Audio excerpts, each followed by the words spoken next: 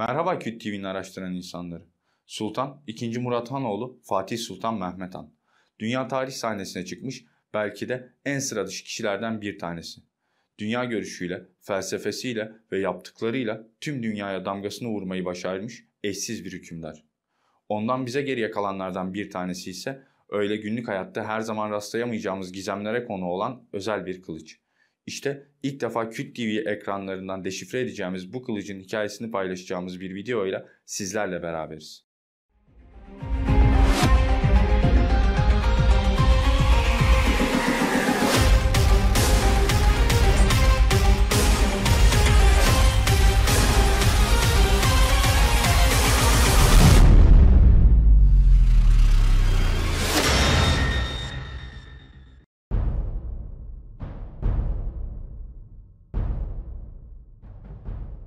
Osmanlı İmparatorluğu'nun 7. padişahı 2. Mehmet, Mehmed-i Sani veya bilinen ismiyle Fatih Sultan Mehmet.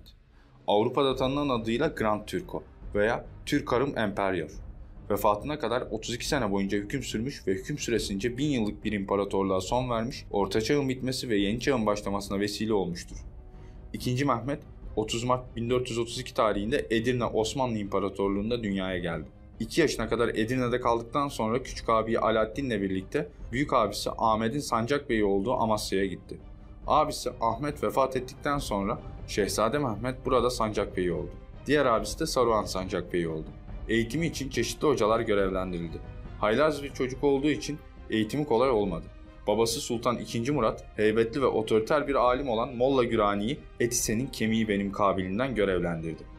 Molla Gürani, Şehzade Mehmet'e dersini dikkatle almayan bir öğrencinin hocası tarafından dövülmesi gerektiği ile ilgili bir metni inceletince, Şehzade olayı anlamış ve bundan sonra haylazlık yapmadan eğitimine devam etmiştir. Klasik medrese eğitiminin yanı sıra Saruhan Sarayı'nda İtalyan hümanisti Ancolani Siriaco ve diğer İtalyanlar şehzadelerin Avrupa tarihi ve antik Yunan filozoflarının hayatları ile ilgili kitaplar okumasına ön ayak oldu. II. Mehmet'in Arapça, Farsça, Latince, Yunanca ve İtalyanca bilmesi bu dönemdeki münasebetlerine dayandırılmaktadır. İki abisinin de erken yaşta vefatı üzerine Şehzade Mehmet genç yaşta tahtın varisi oldu. Sultan Murat, Hristiyan ordusunun 25 Aralık'ta İzladi'de durdurulamamasının ardından başlayan müzakereler sırasında Mehmet'i Manisa'dan Edirne'ye getirtti. II. Murat'ın 1444 senesinde doğuda ve batıda barışı sağladığını düşünerek tahttan çekilmesi Edirne'de bir otorite boşluğunu meydana getirdi ve devleti buhrana sürükledi. Dış siyasette ihtiyatlı davranmayı tercih eden Sadrazam Çandarlı Halil Paşa ile Şehzade Mehmet'in etrafında toplanmış olan Şahabettin, Zanos, Turan Paşalar arasında rekabet başladı. Bu rekabet 1444-1453 yılları arasında Osmanlı Devleti'nde yaşanan başlıca politik gelişmelerin belirleyici unsurlarından birisidir. Ağustos başında Kral Ladislas, Osmanlılarla yapılan barışı geçersiz sayıp yeni bir Haçlı seferine çıkacağını ilan ettikten sonra başkent Edirne'de panik hali başladı ve halkın bir kısmı şehri terk etti. Bizans'a bağlı İstanbul'da Rumların himayesinde olan ve Osmanlı tahtında hak iddia eden Orhan Çelebi de bu dönemde Çatalca yakınlarında İnceiz'e ve Dobruca'ya geçerek bir isyan girişiminde bulundu. Bu girişim Şahabettin Paşa tarafından önlendi ve Orhan Çelebi İstanbul'a kaçtı. Sultan Murat 1446 senesinin Mayıs ayında Sadrazam Halil Paşa'nın çağrısıyla bir kere daha Edirne'ye tahtına döndü. Bunun sebebi Mehmet'in İstanbul'a saldırma planları yapıyor olmasıydı. Halil Paşa kendi gücünü zayıflatacağı düşüncesiyle bu saldırıya karşı gelirken Mehmet'in yandaşı olan Zanos ve Şahabettin Paşalar bu planı destekliyordu. Sonunda Halil Paşa bir Yeniçeri isyanı düzenleyerek Mehmet Paşa ve yandaşlarını iktidardan uzaklaştırdı. Sultan Murat'ın yeniden tahta geçmesi üzerine Mehmet Manisa'ya çekildi. Zanos Paşa da Balıkesir'e sürgüne gönderildi. Sultan Murat 3 Şubat 1451 tarihinde hayatını kaybetti. II. Mehmet babasının ölüm haberini Sadrazam Halil Paşa'nın özel ulakla Manisa'ya gönderdiği mektupla aldı. 19 Şubat 1451 tarihinde Edirne'de ikinci kez tahta çıktı.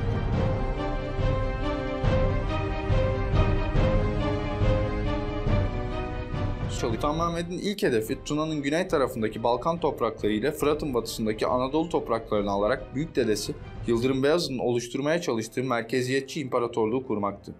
Ancak Beyazıt'ın aksine bunu yapmak için önce İstanbul'u alması gerektiği kanaatindeydi. Sultan Mehmet'in genç yaşı ve tecrübesizliği diğer devletler tarafından tehdit olarak algılanmamıştı.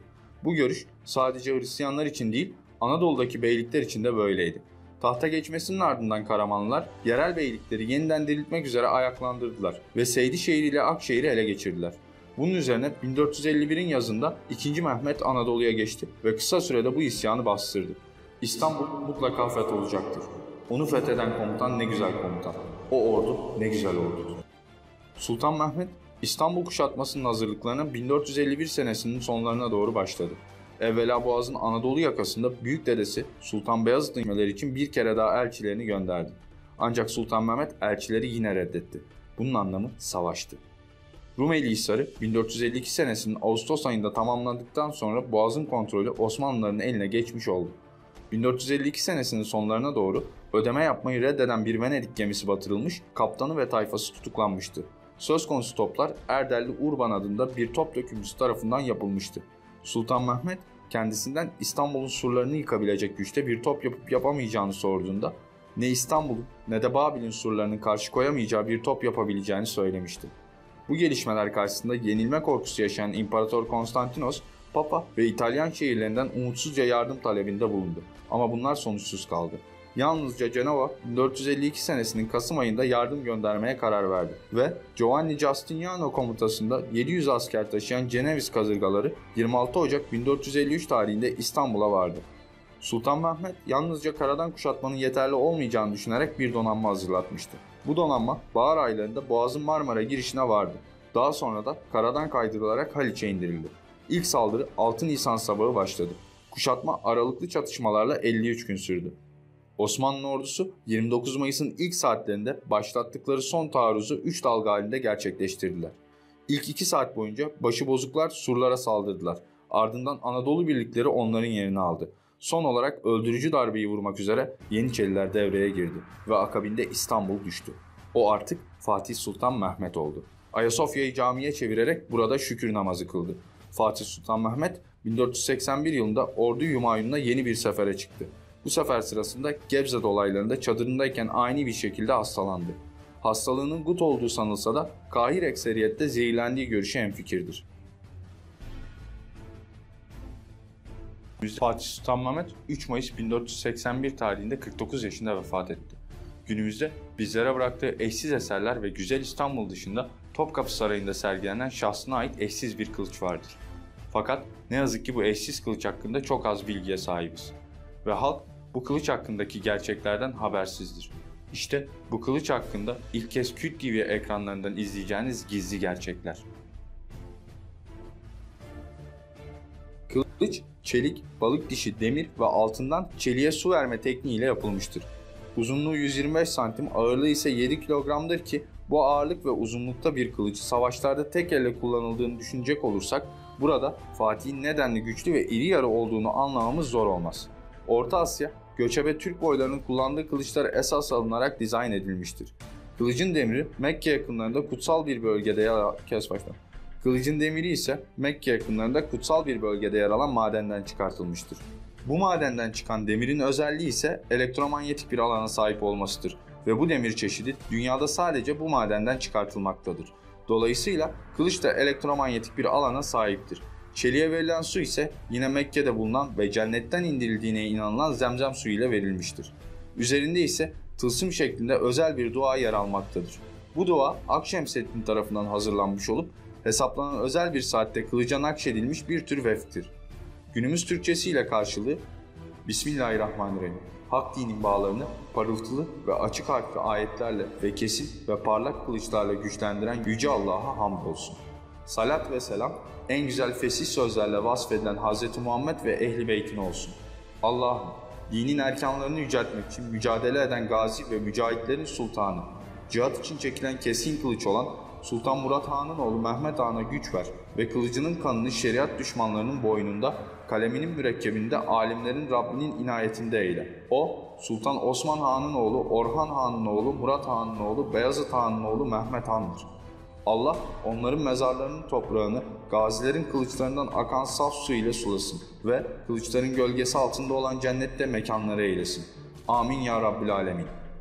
Nakşedilen Arapça harflerin rakamsal karşılıklarına ebced hesabı uygulandığında Kur'an ayetlerinin sayısı, İstanbul'un fetih tarihi olan 1453, Osmanlı'nın kuruluş tarihi, Kabe, Kudüs, İstanbul ve Vatikan'ın koordinatlarının şifrelendiği anlaşılmaktadır. Keza Fatih'in son seferinin nereye olduğu bilinmemektedir. Hatta bu konuda seferin nereye olduğunu, sakalımın teli bilse onu dahi keserdim şeklinde bir sözü olduğu rivayet edilir.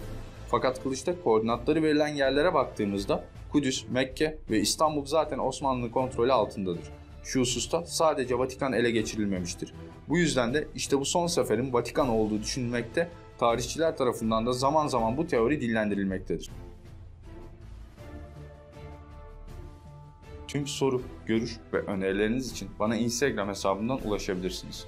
Araştırmalarımızın gelişerek devam edebilmesi için videoyu Facebook, Twitter gibi sosyal ağlarda paylaşmayı, yeni videolardan haberdar olup araştıran insanlar topluluğuna katılmak için Kült TV'ye abone olarak kanalın bildirimlerini açmayı unutmayın.